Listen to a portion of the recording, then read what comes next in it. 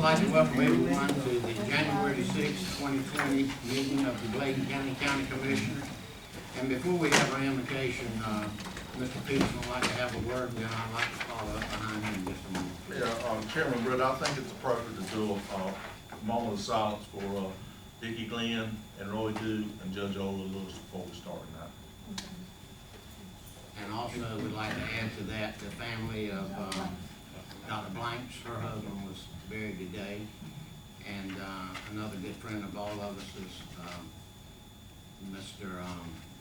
From Dublin, one of my favorite teachers that I had for years. And he was a fine man and lost his wife over the weekend. A lot of us didn't get to know and until it was late. But very fine lady, and lost her due to Alzheimer's. We all know that's a tragic sick, and none of our families are exempt.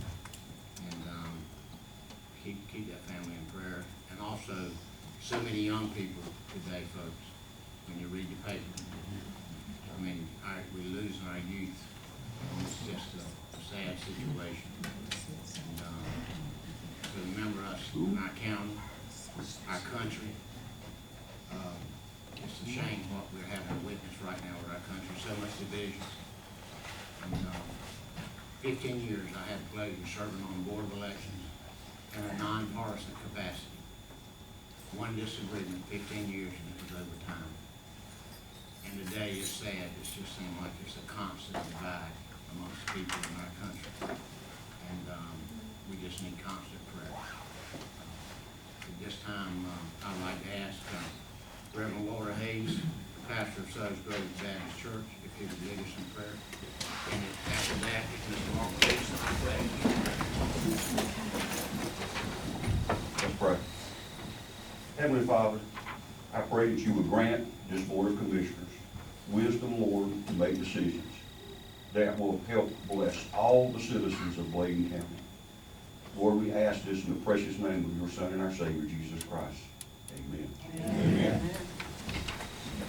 I pledge allegiance to the flag of the United States of America and to the republic for which it stands, one nation, under God, indivisible, with liberty and justice for all.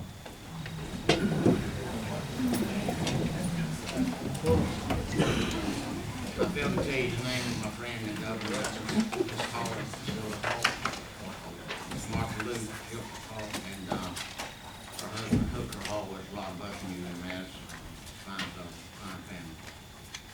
At this time, I assume everyone's had time to look at the consent items. Do we have any questions at this time? I can get a motion to accept the consent items. A motion from Mr. Dallas, a second from Mr. Good. Any comments, questions? All in favor say aye. Aye. Opposed? So moved. Special recognition at this time. Commissioners come down.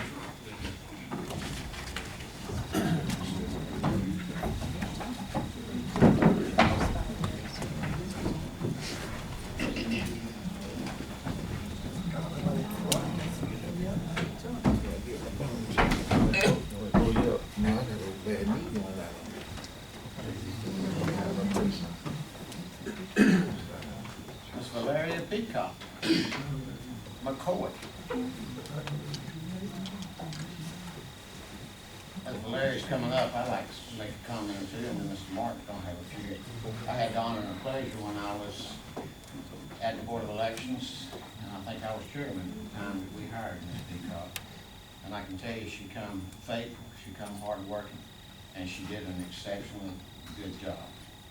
And at this time, on behalf of the commissioners, for dedicated service to the people of Bladen County as Assistant Deputy Director presented by the Bladen County Board of Commissioners, presented this 6th day of January 2020, September 2014 through December 2019. Again, Blair, it's a pleasure working with you, and it's an honor knowing you, and it's more an honor to have you as a customer of my business. Thank you very much.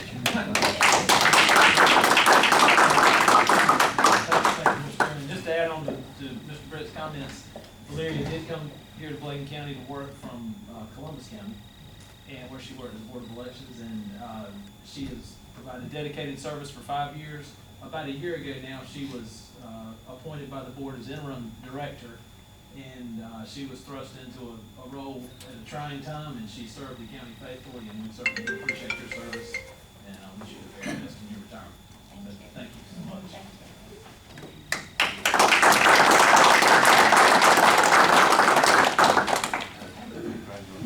Ms. Prasanda McKinley.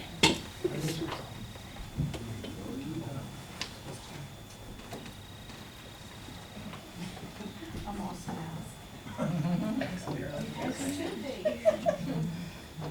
Prasanda McKinley for dedicated service to the people of Bladen County as Processing Assistant 3, WIC BFPC, presented by the Bladen County Board of Commissioners, presented the 6th day of January 2020, April 1995 through December 2019. Again, it's an honor and pleasure on behalf of the commission. We thank you for all your years of dedication of service, and we wish you well in your retirement. In addition to Chairman Britt's kind remarks about Prasanda, she has a heart for children. And for just shy of 25 years, she worked with the Women's Infants and Children's Program here in the county. She had the opportunity to move across the agency, but her heart truly is there. And you might have, if you had been in the office, you would have heard her called Grandma by her children that would come to see her, but she also was called Grandma by the staff. We're going to miss you, but we are so happy that you are happy. Congratulations. And Thank you.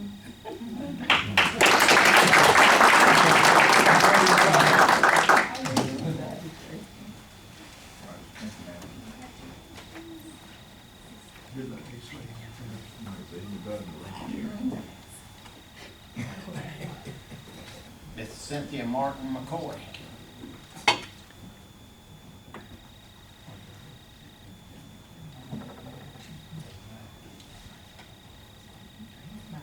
A lot of time. And grateful appreciation to Cynthia Martin McCoy for dedicated service to the people of Bladen County as payroll specialist, presented by the Bladen County Board of Commissioners, presented this 6th day of January 2020, November 1992 through December 2019. We greatly appreciate all the years of service you give to the county and all the faithfulness that you've had and the time that you're an example for people to show up to work all the time and all the time. Thank you so much. Thank you.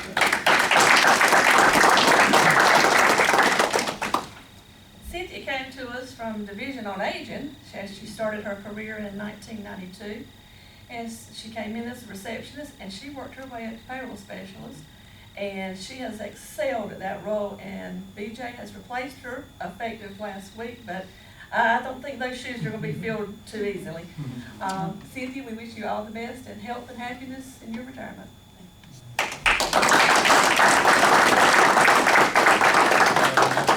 Enjoy your retirement.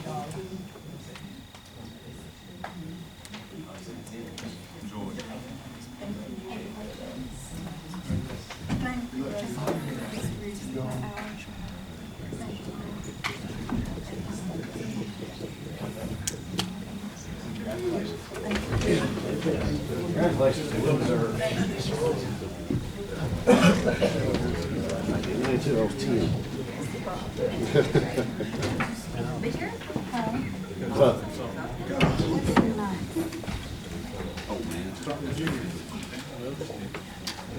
Madam Clerk, individual delegation wish to address the commissioners.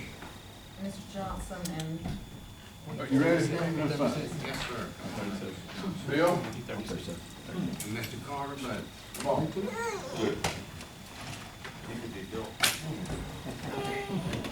Sit on that, Ralph. Bill, you just, here, chair right there, Bill. Okay. I got to say this for Leslie gets on this road here. He made a point to let me know, he said, listen, I'm not hearing y'all paying double tonight now. He said, y'all pay Adam. He said, I'm here just on behalf of my friends. That's right. I'm here on behalf of my friends tonight, and I'll throw me a pity. That's regrettable, but you don't want to do that. Let me just say this before I make my main little spiel for Blueberry Farmers. Daniel Dallas and I will have our birthday party in about next 2 meetings. Daniel Dallas, you've heard this before, y'all, but let me say my thing. I don't need to hear it again. Tell it, listen. Yeah, I'm gonna tell it. 77 years old. I always have to come to the first meeting in the first year to be sure Daniel's still here, because we've been together for over a decade. Now, Daniel always furnishes the cakes, and he brings a, what kind was it last time, it coagulate the whole thing? Coconut cake, coagulate. They didn't have any take home from the jail hard. Daniel and I grew up 2 seconds more across Cape Fear River. He was in Dublin, my daddy's farm was in White Oak.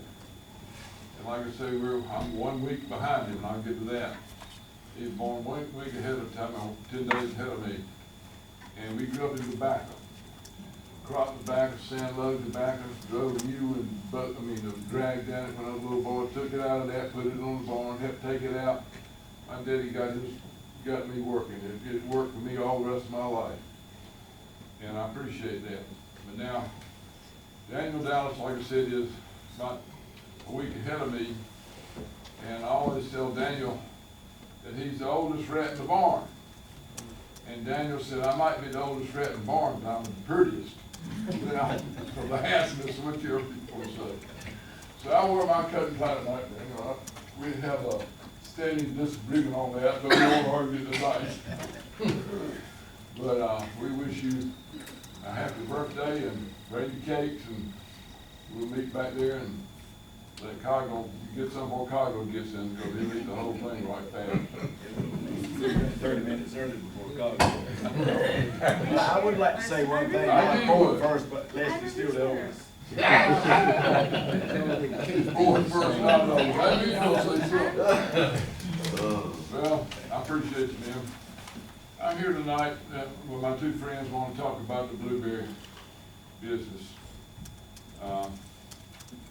Bill Augustine, to my right, and everybody knows Ralph Cardo over here. We typed up a program, a little statement that it won't take but 5 minutes for you to listen and asking them some help from the county that they need desperately. But Bill wanted to know if I could come up here and just present it for them. That's all I'm doing. So with that said, I'll read the statement that we prepared. My name is, he says Bill Augustine, but he's not doing that now, right? He'll say something a little later, you can ask him questions later. I represent the blueberry farmers in Bladen County, along with Ralph Carter. As you're aware, in 2017, we had a bad freeze whereby the blueberry farmers lost 8% of their crops. Everybody realizes that. In 2019, a disaster relief act was passed to help blueberry farmers affected by the natural disaster in 2018 and 2019. These included Hurricane Michael, Florence, and Dorian. The federal relief program provides assistance to producers who suffered loss of their crops.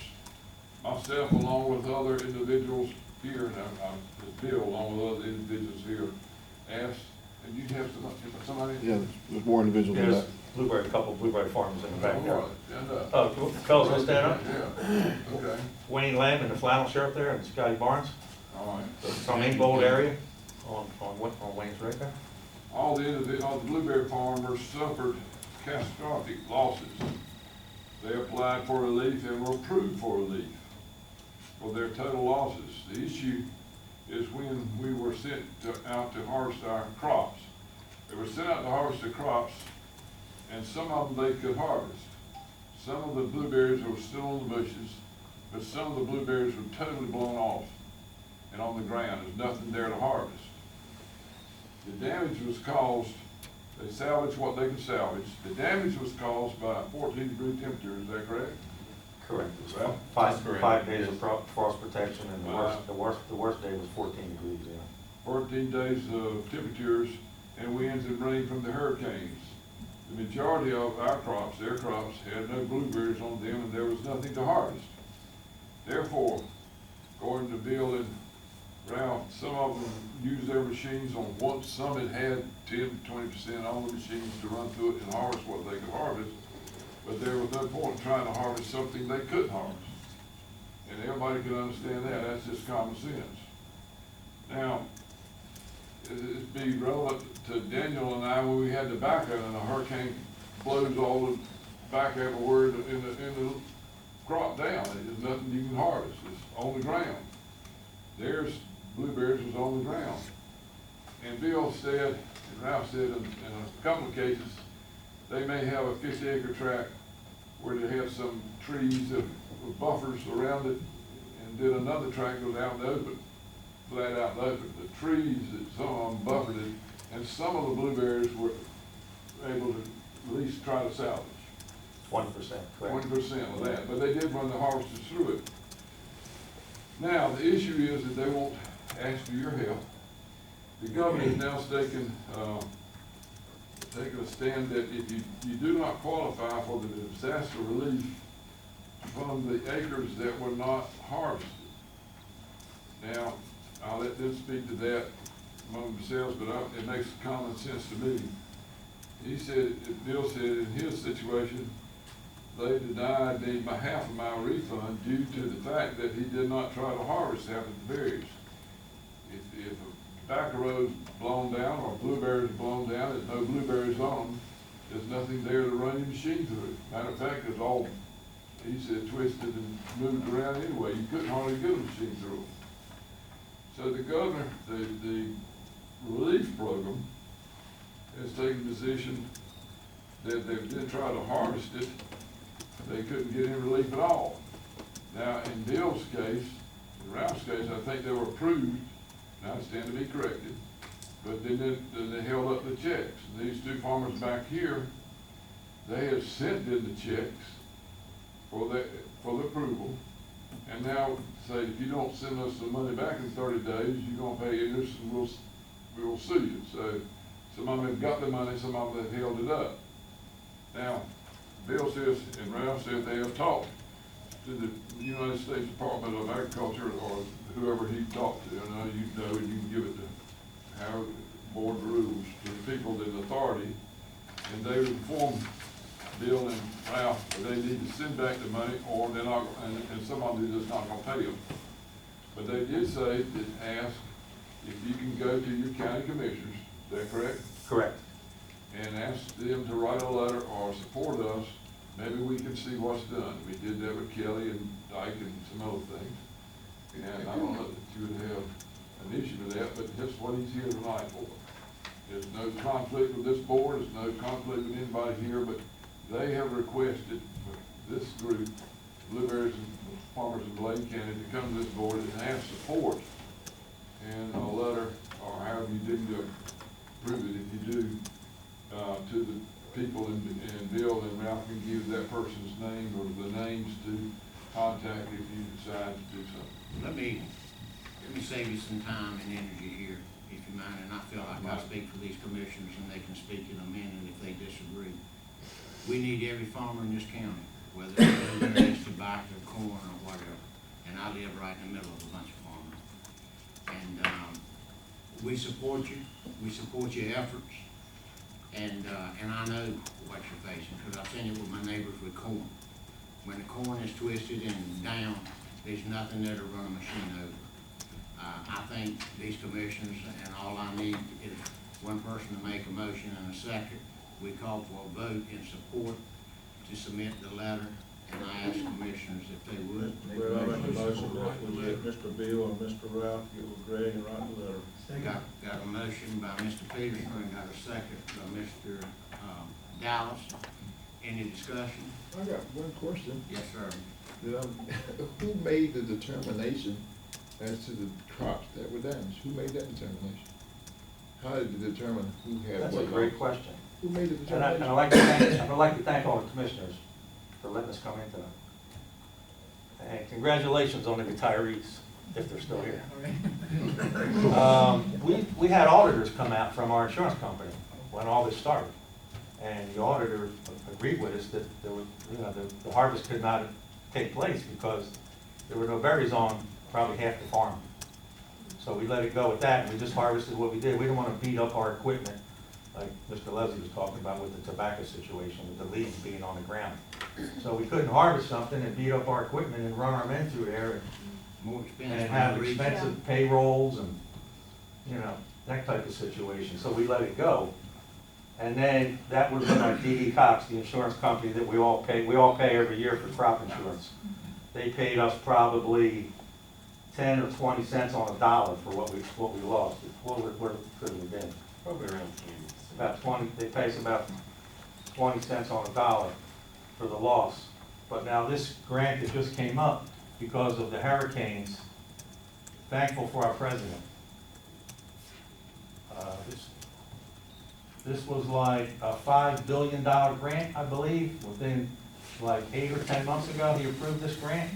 It helped the milk producers out west, the soybean farmers, and the corn farmers. The hay, and all the rest of them. They were in dire need because of the flooding out there and the drought weather. Now, I guess there was a surplus of money. He come to see us on the East Coast because of the hurricanes. And we also had a hailstorm in 2015 that knocked out half of my crop. Ralphie's also. Any further questions? I've got one question. It sounds like they are not accepting your professional reasoning for not going through the crop. So, I mean, professionally, you're the one that know where you should run your equipment through or not. Correct. So it sounds like to me they're not really considering you as a farmer, really. I made a phone, you're correct. I called Phil Gore, who is our agent. We all have different agents. There's about 3 of them, I think, that work at 3 or 4 counties. And I asked him again this morning, because I knew I was coming to the meeting tonight. And I wanted to tell him I was going to be here. I didn't want to hold anything back. I didn't want any surprises, because, you know, we're all like family. And I said to him, I said, why am I being cut? Half of the money that I'm allowed to receive because of my $2 or $3 million loss at the time. He said, well, Bill, you didn't harvest half your crop. I said, Phil, you're a farmer also. I said, the crop was on the ground. How would I harvest it? He said, Bill, you're right. You're correct. He said, but that's not how it's written. There we go. He agreed with me. And then when he agreed with me, I said, I just wanted to clarify it. And I made him repeat himself twice. So I was hearing it correctly. And I said, well, listen, I went to the FSA a week ago after I found out the 2 farmers in the back room had to return their money that they received about 10 days ago. They have to return it within 30 days, or else there's a 5 or 6% interest fee applied to it. That's why I called Phil this morning. But I went to the FSA office and I said, what can I do? I don't appreciate you taking half my money that I'm eligible for. She said, well, maybe you should go to the county commissioner's office and voice your opinion with your complaint. And that's why we're here. The only question I was asking is, would it be more assistance to you if the North Carolina Department of Agriculture, and then like when we be over to the farm extension, corporate extension, they talk to us about damaged crops and farmer situation. Would that letter, would it be feasible for us to do it jointly with the corporate extension service? Because wouldn't they know what was the damage to the crop? I'm just asking a question. No, They wouldn't know? The Department of Agriculture? it's a Representative Rouser on the U.S. Agriculture Board. That's what I was worried about. That's what I thought. I represent David Rouser, we need to send it to Dan Bishop and Tillis and Burroughs and everybody. State and federal representative. Okay? All in favor? All in favor, say aye. Aye. Opposed? Thank you, gentlemen, we'll take care of it. Thank you all for coming. All right, Ralph. There's on the cake now. Good seeing you, Ralph. Double back.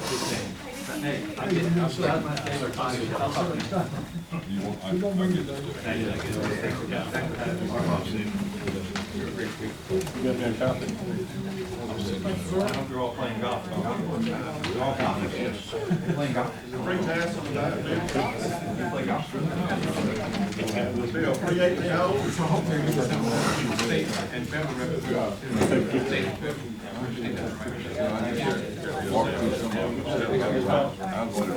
Matt Hartley, anyone Matter of interest to the commissioners? Yes, one thing. Mr. Chairman, now, this is directed to Mr. Martin, if you don't mind. All right. I got the email and the correspondence from Ms. Davis in reference to the property acquisition from the county, and she went back for 5 years. And I was wondering, could we look at this for more than 5 years? Could we go back 10 years for a longer period of time and still just doing 5 years? Sure. Because, and the only reason I'm saying this to the commission, some of the property I know that's dead has been acquired by the town prior to 5 years. And I'm just trying to figure out, when did this thing start? Did we start 5 years ago, or do we need to back up a little bit further to see what the actual problem? Not trying to put no business on property, but I would just like to know if someone gave a statement, is that an accurate statement or inaccurate statement? And obviously, could we back up maybe 10 years, 15 years, or whatever? Just take a look at it. 15, yeah, yes, sir. Just go back a little bit further. 2010 or 55? Let's do 2005. Let's go back to 2005. Just look at it. Look, just a profile or something. Emergency Services, Nathan Downs.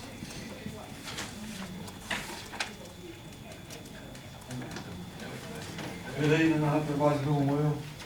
Sir.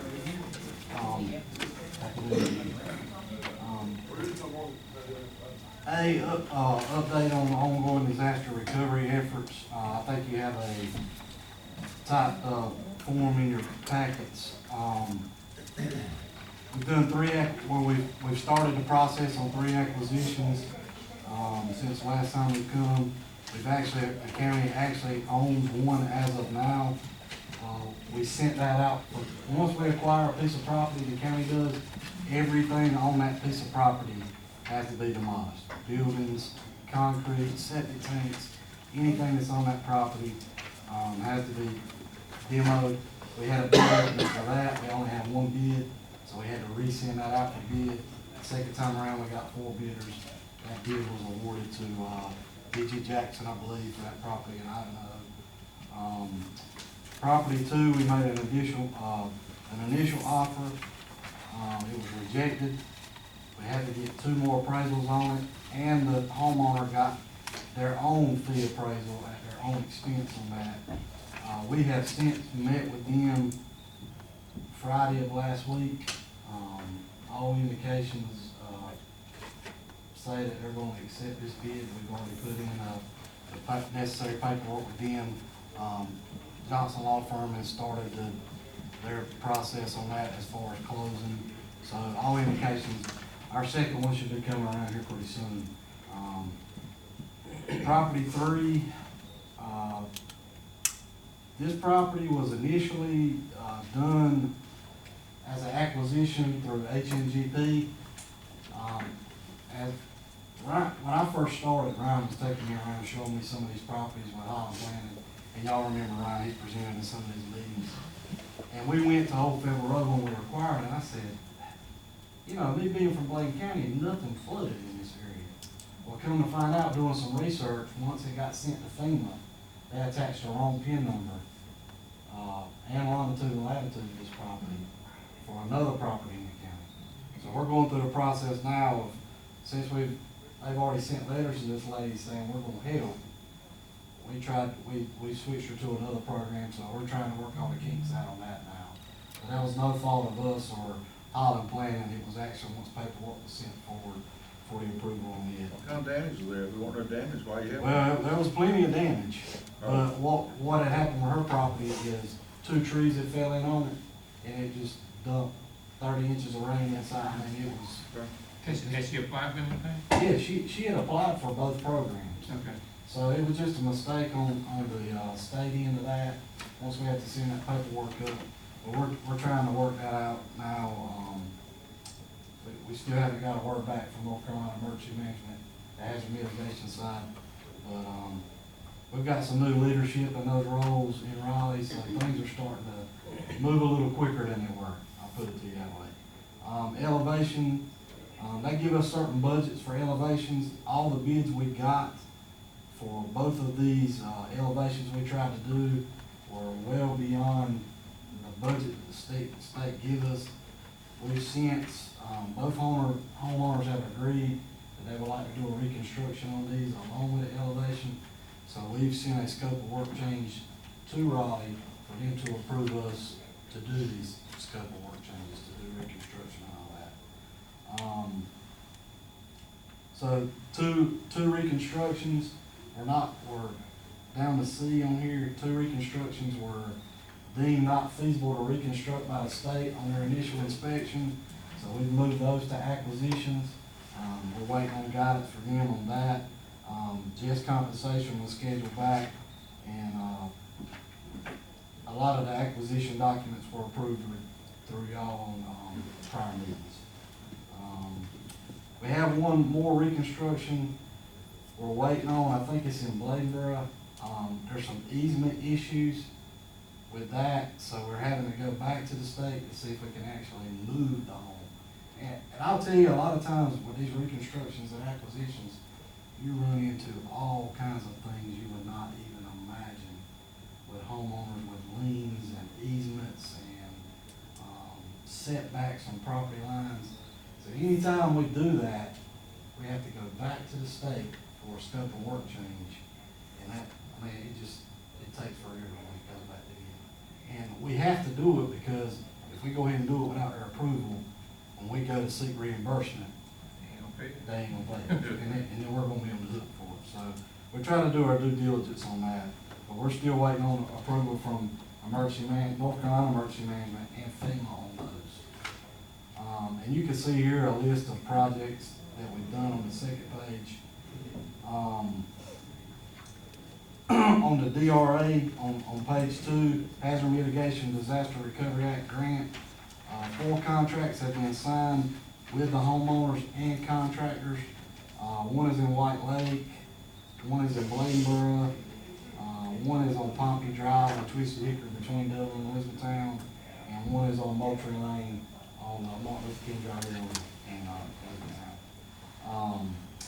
I will tell you 2 of them, the Porter property at the lake and the Rogers property in Bladenboro. Since I wrote this, we have run into a problem with the foundation through our inspection office. Apparently when they dug the footers, there was a lot of water in them. These were in some lower areas. So Matt has told us that we need to hire an engineer to tell us what we need to do to this. But we're already over budget on these projects. So we've got to go back to the state to ask them to give us money to hire an engineer and money to do whatever the engineer tells us to do. And I will tell you, both of these homeowners this is Matthew, so it's been 3+ years now. They're angry, but we're trying everything we can do to move the process along and get it going. We finally got it up and going, and then we hit this snag with the foundation with building inspectors, but we have to do what those guys say. So in the end, it'll be better for, so we're working through that, but that work was started back in November. Down to Hurricane Florence, if you'll remember, we signed a grant agreement probably a month or 2 ago for around $900,000 for an expedited acquisition of 5 properties for Hurricane Florence. Most of those are in the Ivanhoe, Kelly area. I think there's one in Clarkton. I don't have the list in front of me. The only thing the state did is they sent a grant agreement for the county to acquire those properties. They didn't send any money for us to do all the work we've got to do to acquire those properties. All our management costs, the lawyer fees, all the things that's going to come along with it. And you'll see that's an agenda item on down. They have sent that since I wrote this. That's on one of the other line items under my name. So they had Holland Planning, even though we have not got the management costs, has already sent out proposals for attorney services, appraisal services, asbestos abatement services, inspector services, and all that with emergency management, my name on it, until we procure funds to do that. Are you guaranteed you're gonna get the funds? Yeah, we got the agreement in the agenda tonight. I think it's B, it's the next one. So, and It changed, when Matthew, of the grant money we got, we could use 10% of that for management costs. With Florence, they changed it, we can only use 5%. So, why they done that, I couldn't tell you, but that's something they've done. The non-expedited stuff for Florence, that's the list I presented that we talked about in session one night. We're still working through that list. I think out of 40 properties, I've probably been to 20 of them so far. So we're looking at those, and what I'm doing with that is I'm kind of taking the ones that are not grouped together, the kind of outliers, and look at those, is what I'm doing. So, that's what we're doing on those, and this includes, for the non-expedited Florence stuff, it's gonna be, we can't do any hazard reconstructions. Only thing we can do is acquisitions or elevations. Now, we might can move some of those around, but what we have to do, get the state approval. Right now, we've got about 40 people that have applied for acquisition that was not in the expedited, and they've approved us to do 36 of them. We've got about 20 that's applied for elevation, and they've approved us to do 6 of them. So that's the money that, we haven't seen any grant agreements for that stuff yet, but I've talked to some people with the state and North Carolina Office of Budget Management, and they gave me kind of an idea of what our budget's gonna be on that, but we're working through that now, we're just waiting on that. And you can see that was in Roman numeral 3 on page 3. Received the NC approval for 36 and 40 and 5 of 17 elevations. The last thing on here, and this is not anything we've done yet under upcoming opportunities. This is a community development block grant neighborhood revitalization. We anticipate this grant coming out, being able to apply for it in the next coming weeks, couple months. A lot of you may be familiar with this, I know Greg is. It used to be the old scattered site grant. It is a very complicated grant to write, but what this grant will do is it'll give us up to $750,000 to help some of these people that are not getting help with some of these other grant programs. And the requirements, once you get this grant, are not as strenuous as HNGP and this CDBGR. It doesn't necessarily have to be hurricane damage. Now that's what I would like to use it for, because we've had so many people apply. And we're still taking DRA applications, and we're up to about, I think we've got 6 DRA projects going on now. We've got about 175 in queue, and they're coming in every day. We only got $2 million on that back in 16, 17, and already $1 million of that has been allocated. So you can see with the projects we've got going on already. So with DRA, the North Carolina Office of Budget Management manages that grant. So we're having to go through them for every, they actually came down and visited 4 out of 5 sites about 2 weeks ago. It was right before Christmas. They came down and looked at some. They're very, very meticulous about what you send. Again, there was some I was trying to keep costs down, and he came down and said, you need to replace the windows in this place too. So we're going to get that done. I think, Nathan, if I can interrupt you, man, under your A topic there, where you're running into problems with the people who spend 3 years and what have you, and then alienated. Mr. Martin, I would like to ask you if you would, a lot of times people, when you're having to deal with our inspection office and all, they forget that our inspectors are working for that homeowner. If you go in and build on a foundation or footings that's not proper, then everything that's been done is destroyed, is destruction. I think it would be important on behalf of the commissioners that you address a form letter to take some of the heat off of Nathan and his staff and the commissioners, that we're not, the intention is not to alienate you. We're here to protect you.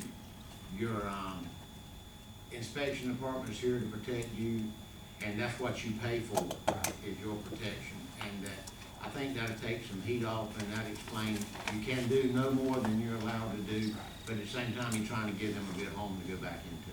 I'll be glad to. I think that'd be Yes, a sir. good first. And we try to explain, I've got, Because I think you're gonna run into a lot of that with the 190 and this, that, and other we're working on, and I think that would be a good thing, so. and just to be open book here, we have people come in every day wanting help. They're just hearing about it, hey, my neighbor got some help, and some of that's going on with Rebuild NC. We house them out there, I have no idea. I'm trying to get an update from them now, and hopefully, the next time we do an update, I'll have an idea from them of how many people they do.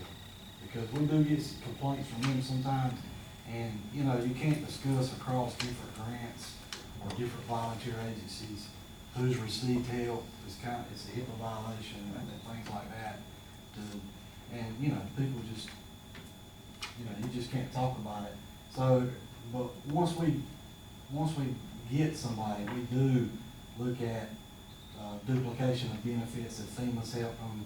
You know, for example, if we're acquiring a house and the appraiser says it's worth 180, back when the storm was here, FEMA gave them 50 to acquire that property.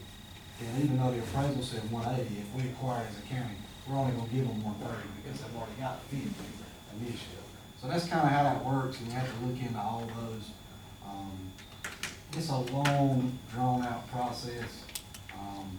Very, very, very time-consuming, all the things that go along with this. On the last thing on the community development, I just wanted to let y'all know that that's something we're going to be looking at. So maybe if the application comes out in time to write, in between commissioners meeting, we could go ahead and start doing that. Because I think it will help people out. It's creating a whole lot more work for my staff, but, you know, if it'll help somebody else, you know, maybe. Dr. Mundo? I just have a question. All these acquisitions, the ones who have to pump up the elevator, and in this process that you're working with now, none of them have insurance? You're saying all of them have house? Well, they might have homeowner insurance, but they didn't have flood insurance.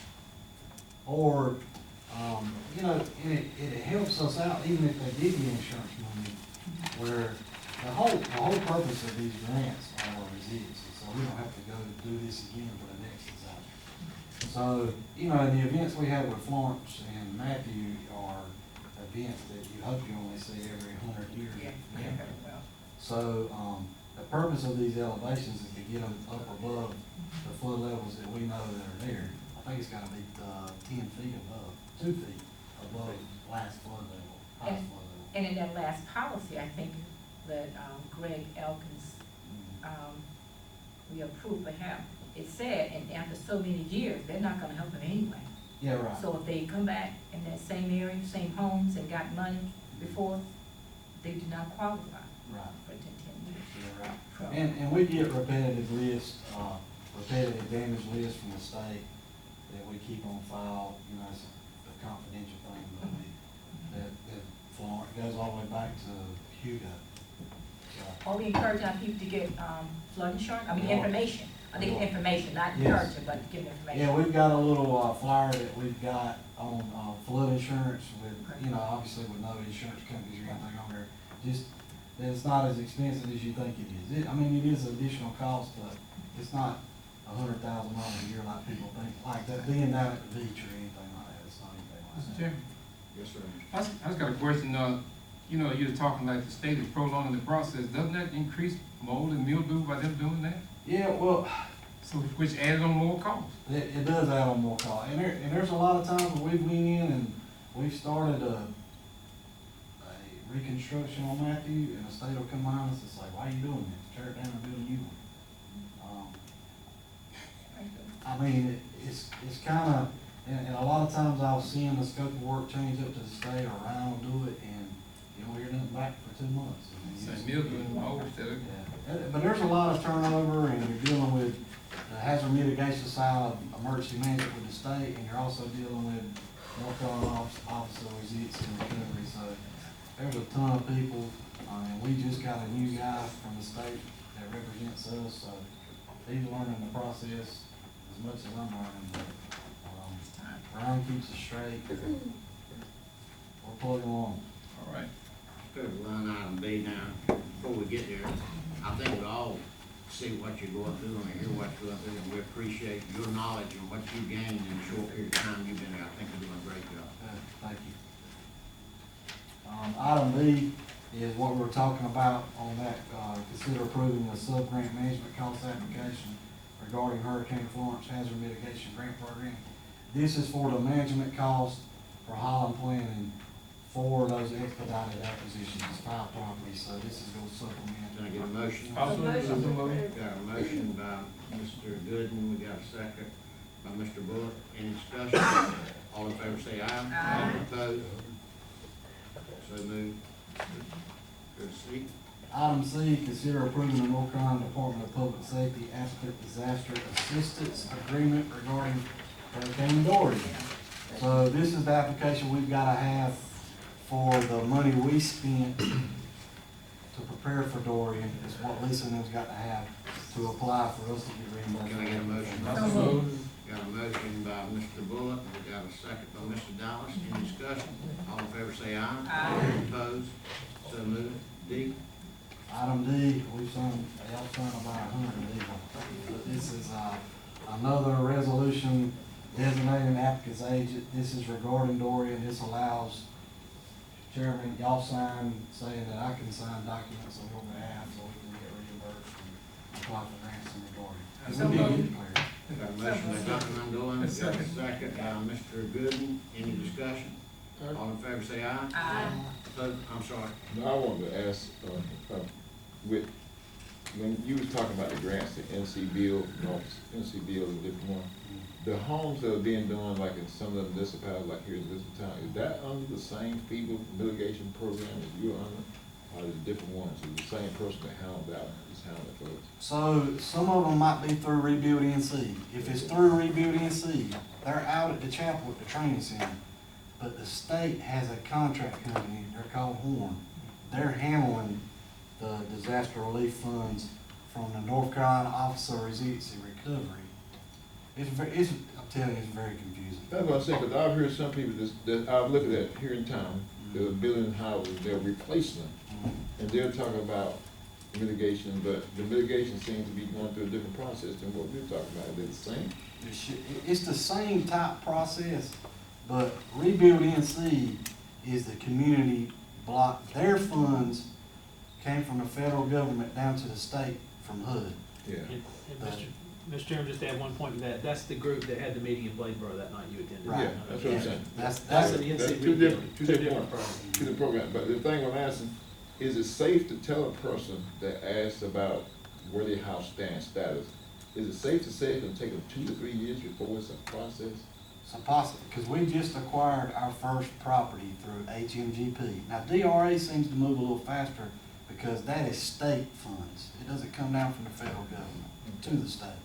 But the hazard mitigation stuff, yeah, I mean, you could see we're gonna do some expedited acquisitions through Florence, and what are we, a year and 4 months out from that? But some of this Hurricane Matthew stuff, So it's safe to say 3 years? could be 3 years. Okay. I just wanna make Could be sure. longer. Yeah, some of them asking the duration of time, I was trying to get that. We were down to any opposed? All in favor say aye. Aye. Thank So you. moved. Mr. Robin Hewitt, computer operator. Thank you, Nate. Thank you.